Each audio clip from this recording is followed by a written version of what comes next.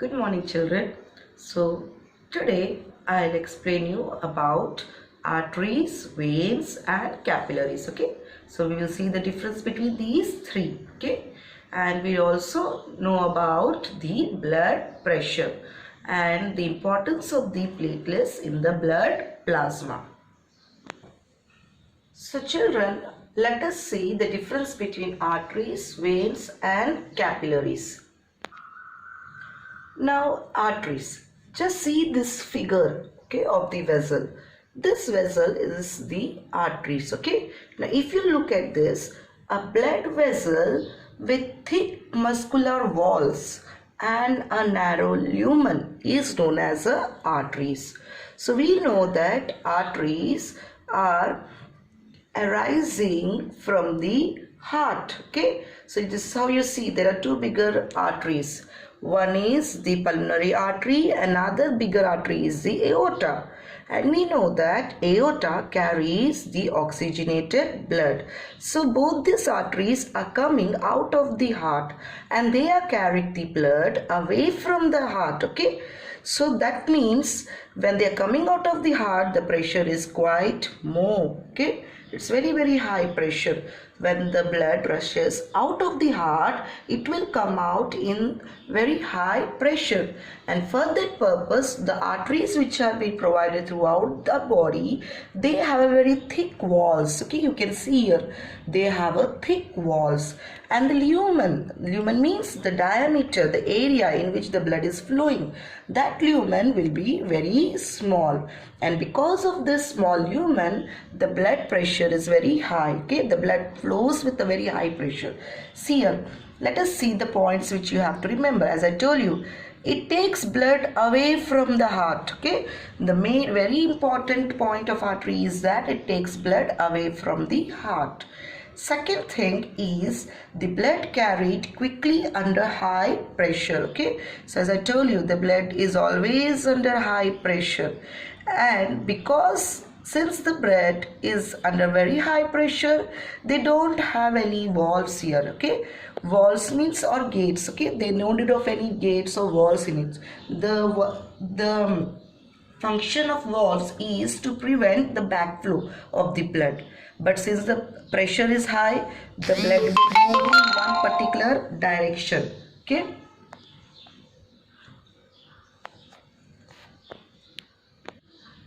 okay.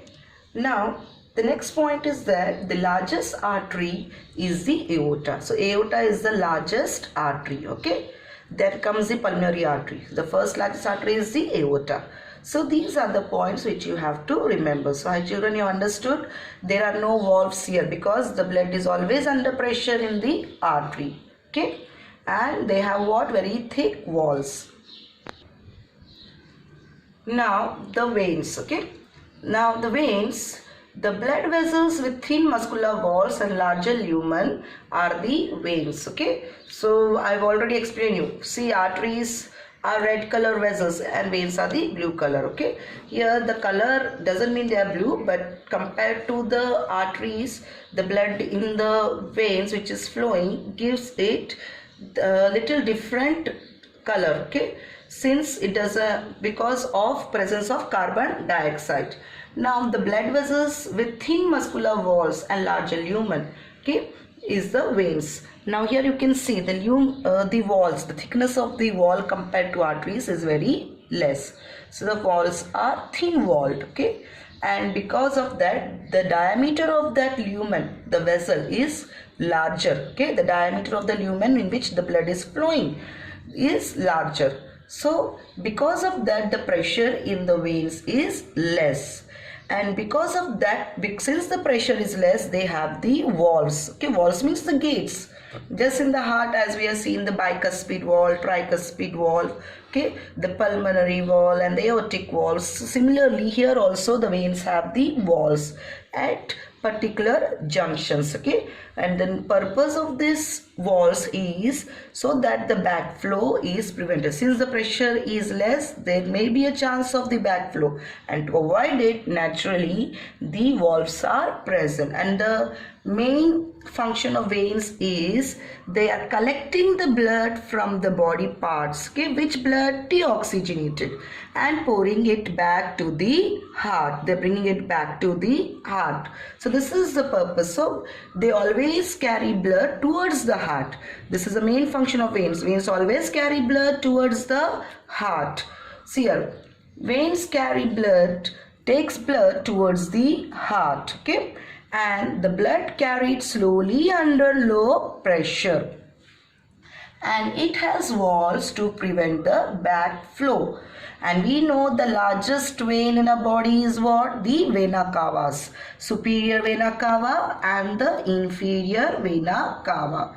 So I hope children you have understood the functions and the properties of veins.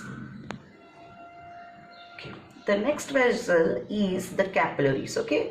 So as I told you earlier also, capillaries are the blood vessels with walls of only one cell thick, and they have, so one cell thick, naturally they have very small lumen, okay. They are one cell thick, means only a single cell of RBC can be moving as aligned, as you all stand in a line in the assembly, okay, one after the another. So in that manner you can assume that, okay, that the cells are moving, only one cell behind, one cell after one cell can move only in the blood capillaries. So you can see here the arterioles, okay, the arteries branch into small arteries called arterioles, and these arterioles, when they reach near any organ or tissue, they divide to form the capillaries, okay. So capillaries are surrounding the tissues and organs, a network of one cell vessels. So you can see this is the network of a net like, just as you have seen a net, okay, in that manner a net like network of these vessels surround the tissues and organs, okay. And here you can see the arteries are dividing, so the red color which you see, they are dividing into what? That is the capillaries. And again these capillaries rejoin, the blue color which you see, they are rejoining to form what? Veins, okay. So the arteries will divide into capillaries and capillaries rejoin to form veins. The smallest veins are called as the venules. The smallest veins are called as what? Venules. And the bigger veins, so the venules will rejoin back to form bigger vessel, that is the veins, okay. Now let us see the functions of these capillaries. See here, they usually carries blood at low pressure, okay. So the pressure inside the capillary is very low, and they are found around tissues where nutrients and waste are exchanged. So we know what happens here around the organ and tissue.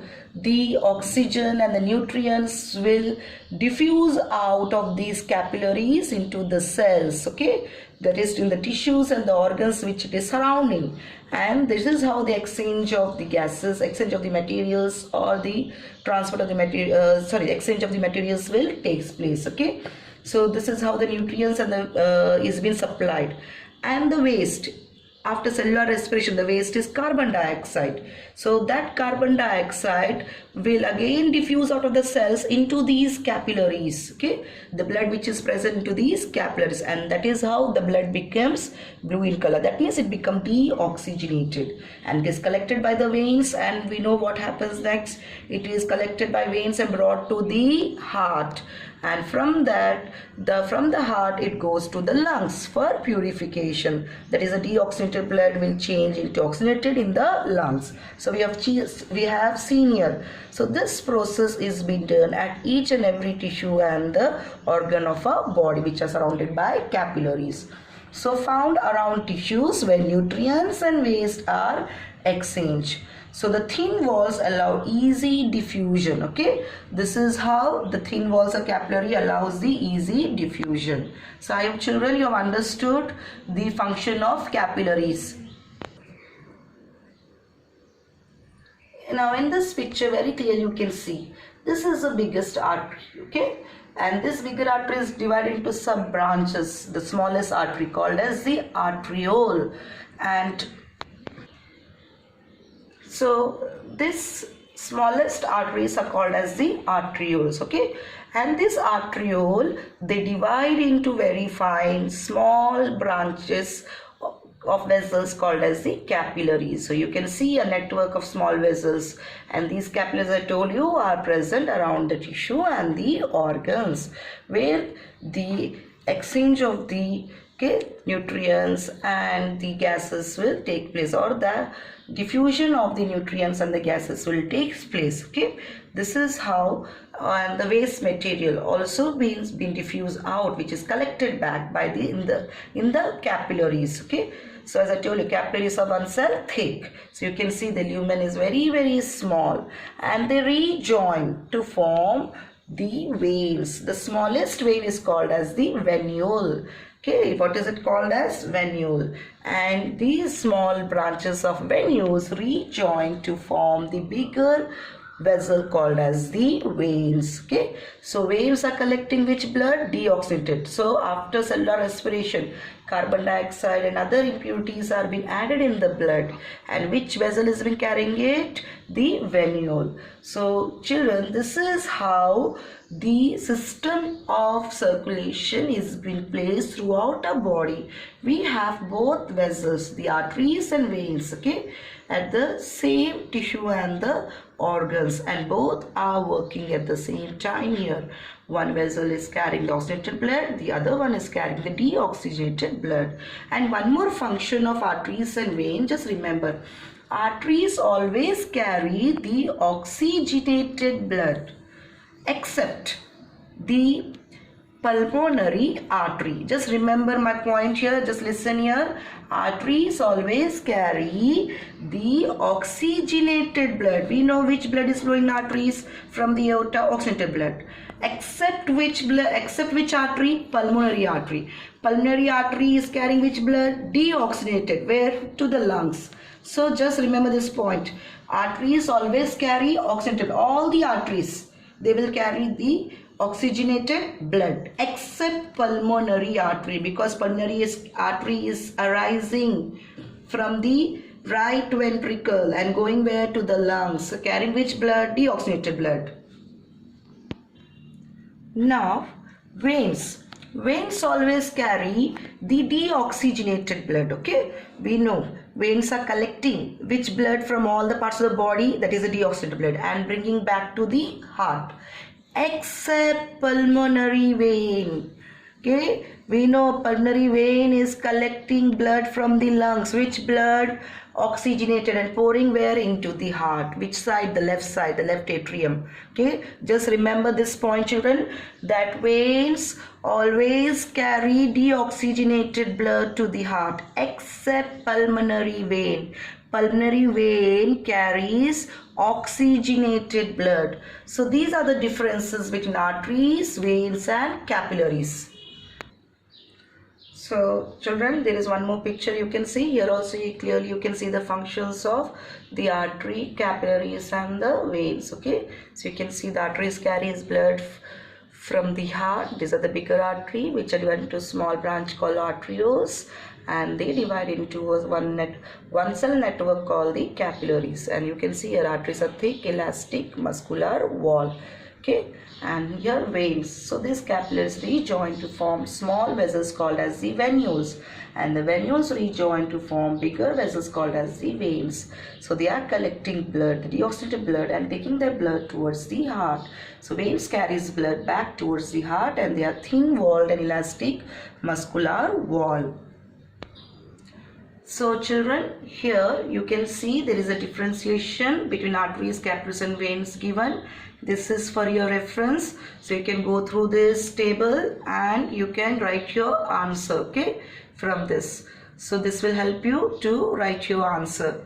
Okay, the differentiation between arteries, capillaries and veins, where you can see the function, structure of all, about the lumen, about the presence of valves, and how the structure, what is the function of the structure. Okay.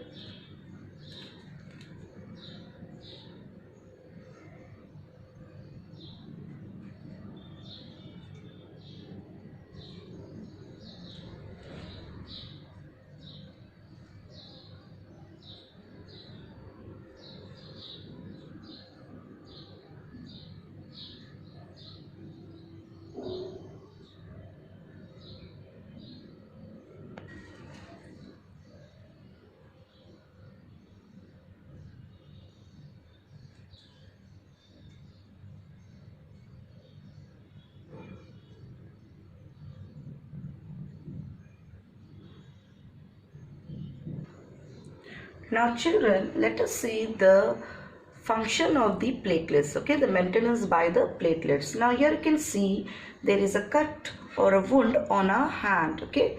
So a cut damages network of blood vessels and they start leaking. So whenever you fall or you have a cut, what happens? The blood starts oozing out, okay. It starts leaking out, and because of this, what will happen? What are the side effects when the blood starts coming out? Okay, let us see here.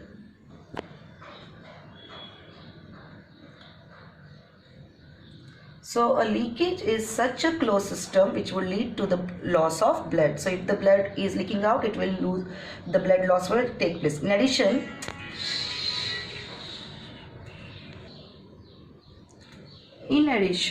leakage would also lead to loss of pressure, and that reduces the efficiency of the pumping system. So if the blood will not stop, okay, it's leaking out, so there may be the pressure of the blood might reduce in the body, and that may reduce to the pumping system, the efficiency of the pumping system. We are seeing the blood in the arteries is under pressure, okay, and in the vessels it is flowing under pressure there. So if this blood is coming out, it may affect the pressure, and the heart pumping system may also, it may affect the pumping system also. The vessel, you can see when the blood is flowing, it has all the cells of the components of it, the red blood cells, the white blood cells, and the platelets. So we have already studied in the blood plasma. So these are the platelets, okay, these are the RBC, the white blood cells, and these are the platelets. To avoid this, the blood has platelet cells which circulate the blood vessels, okay, the blood cells. So now the sear, suppose there is a cut, or so this blood which is oozing out, when a blood vessel breaks, platelets gather in that area and help to seal off the leak. So all the platelets will gather and get activated, and they form aggregation. Sometimes the platelets plug is enough to stop the bleeding. Now here you can see that all these platelets are gathering in that area where a cut has taken place, or where the blood vessel has ruptured, okay. So if that rupture, or if the cut is not healed, the blood will continuously come out or ooze out, okay, leak out. So all this, the platelets are very small tiny fragments of cells. They are irregular in shape, they don't have any particular shape, and they all gather, get aggregated. Aggregates mean gathered in that particular place wherever it has ruptured. Because of the hormones, or because of the chemical which are present, the platelets will secrete some chemical which help in the solidification of the platelets. It will start solidifying, okay, and that process of solidifying of the platelets is called as the clotting. So when a blood vessel breaks, platelets gather in that area and helps to seal off the leak. Now the clotting factors. However, if the wound is large, other proteins called clotting factors are recruited to the site of injury. So sometimes if the wound is quite big, so the proteins which are present along with the platelets will help in the curing, or that is repairing the damaged area or the site of injury. Let us see how it repairs.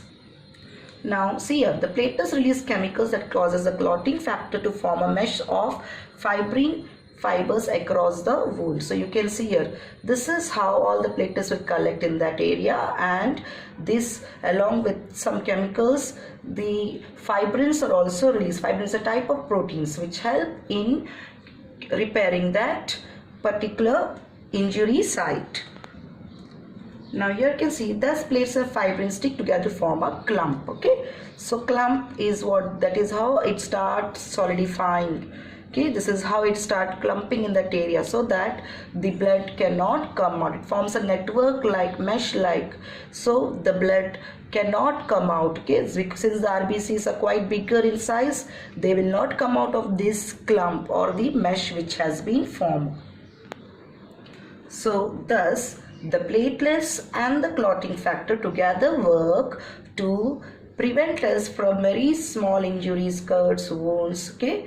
This is how the any rupture in the blood vessels are being repaired. So this is how the platelets help us in repairing the damaged vessels or any cut or the wound at that site of the injury. So platelets play a very important role in our blood plasma. Okay, so I hope children you have understood the maintenance of the platelets. Now here children, one more thing to explain you is that, see, we have seen that to all the organs and the tissues of a body, the arteries and veins, they branch into arterioles and venules. But see, the heart is also an organ which is continuously working, pumping the blood, and it requires lot of energy. So how this supplying of oxygen is being done to the organ of the heart? So which arteries are carrying here? So we have seen that the bigger artery is branching out, okay, and the veins are going inside the heart here. So but how does the heart gets that oxygen supply? Because the heart is also continuously working, that means it also requires oxygen. This is supplied by the small vessels you can see surrounding the heart.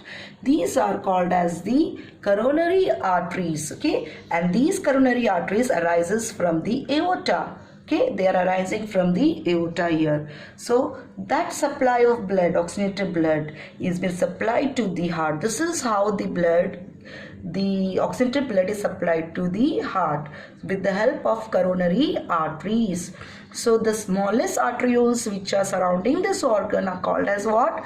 Coronary arteries, and this blood is supplied to the heart, and the coronary veins are also been surrounding. So after the oxygen is been used by the heart, the carbon dioxide which is released is being collected by the coronary veins. So children, I hope you understood how the supply of oxygen is being satisfied in the organ of the heart with the help of coronary arteries and the carbon dioxide collected by the coronary veins.